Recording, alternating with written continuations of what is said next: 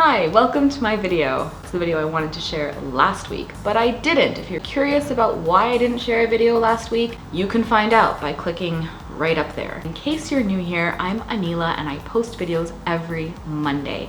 This week's recipe is Urad Dal with the skin. So that's called sabut, Urad Dal in Hindi, and these are known as black lentils in English. They go into such dishes as maa ki dal, dal makhani, and amritsari dal. This dal always seems to be prepared in a way that is full of fat, full of cream, ghee, oil, butter, which is kind of like ghee. I have rarely seen this dal prepared in a non-guilty way. This recipe is for a variation that is much lighter than any of those. In fact, it's completely vegan. I actually had half a can of coconut cream in the fridge that I had used for like a curry. I went about preparing the dal in the way that I thought would be a good way to make it. I just added the remainder of the coconut cream, and honestly, this was absolutely delicious. And I know some of you right now might be thinking, that's gonna taste South Indian. No, it's not. First of all, South Indian cuisine doesn't always use coconut. And second of all, just because you put coconut in something doesn't mean that it's going to overpower the other flavors. All right, so I will hand you over to the recipe.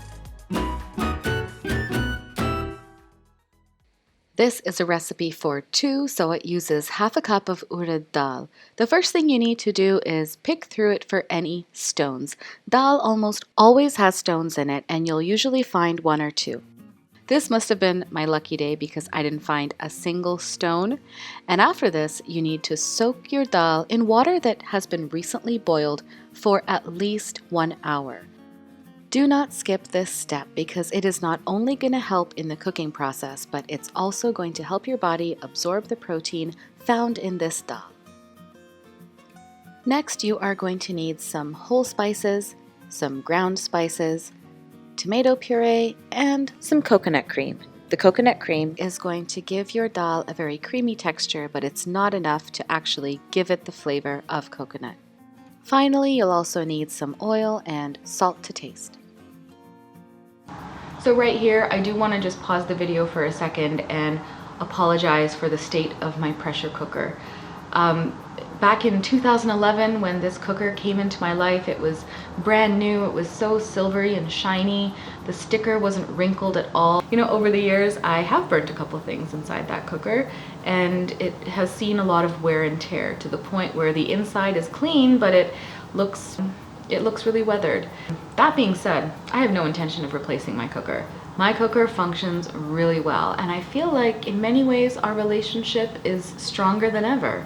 This is the inside of my cooker, and no, I'm not ashamed of it. Now it's time to get out your pressure cooker and set it over medium-high heat. Add the oil to the pressure cooker along with the whole spices. You don't have to wait for the oil to heat up. Within a minute or so, the oil will be hot enough and the whole spices will be aromatic, so you can go ahead and add the ground spices as well. Allow the spices to roast for a minute or two before adding the tomato puree.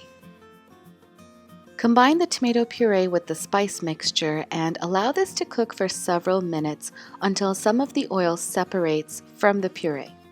Now it's time to add the dal to the tomato mixture, and be sure that you have thoroughly washed this before adding it.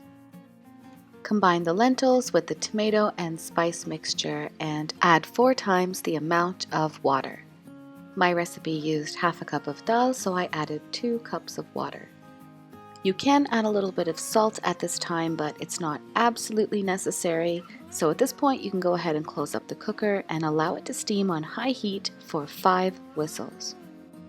And it's usually pretty clear what a whistle is, but if you have any doubts at all, then feel free to check out my other video that'll give you a lot of great tips on how to use your pressure cooker and detail exactly how to count the whistles. Now, once your pressure cooker has whistled 5 times, you should turn down the heat to the absolute lowest that it will go and leave it there for 15 minutes. And I know that it might seem tempting to leave it there for less than 15 minutes, but this is really a labor of love. So leave it there for the full 15 minutes and not 1 minute less. Once the time is up, remove the cooker from the heat and allow the steam to escape naturally. Once that happens, you can open up the pressure cooker and test the texture of your dal. If you think it's looking a little thick, don't add any water right away. Add the coconut cream and see if that helps first. If you think that your dal is still too thick, then go ahead and add a little bit of water. Just remember that you are still going to add the coconut cream anyway, because that's going to give your dal a delicious flavor, almost like dal makhni.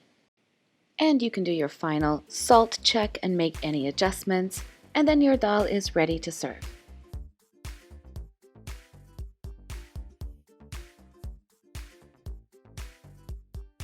I really hope that you found this recipe interesting and useful, and that you might consider incorporating it into your dal rotation.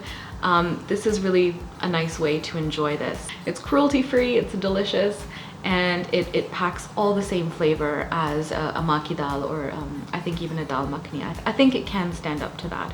So thank you so much for watching and supporting this channel and my work, and I will see you next week with another recipe. Okay, bye-bye.